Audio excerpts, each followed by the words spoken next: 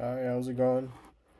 Uh, so for our Smashbook Module 7, I figured I'd record myself doing a video again. So for number one, the detrimental impacts of high-stakes standardized testing.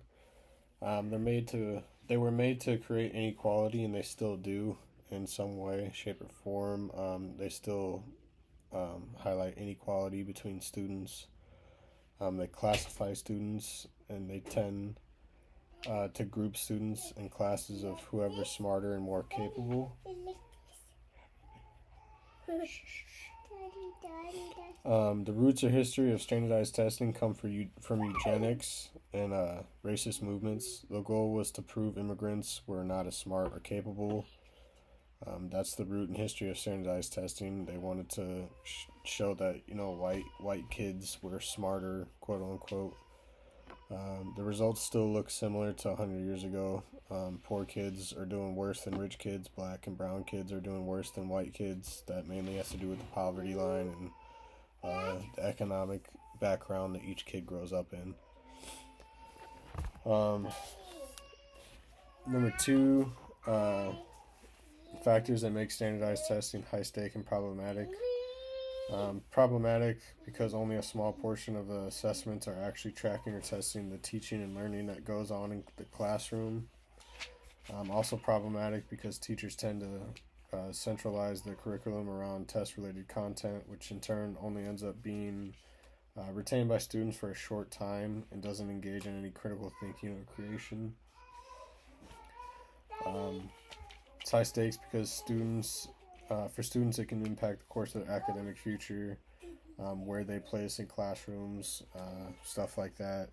For teachers, it impacts evaluations, pay, and job security, and for schools, it can impact funding if you have low scoring. Problematic due to the socioeconomic and racial disparities in the test. Students from higher income backgrounds tend to score better. Also, bias against students who are non-native English speaking students that won't understand the vocabulary of the test. There's a direct relation between exit exams, dropping out, and incarceration, directly impacting the school to prison pipeline. Low test scores oftentimes come from schools with low economic background, which in turn have higher dropout rates, which in turn higher incarceration rates from their students, and that's how it directly impacts the school prison pipeline. For the third and last question, for how it will impact me as a teacher in the future, of having an understanding about all this, I'll have an understanding how teaching often centers around standardized testing and results in short-term memorization rather than applied learning or critical thinking based learning. This will allow me to integrate more project-based learning opportunities with the goal of the objective relating towards standardized testing subjects instead of solely focusing on memorization of that content that can be retained.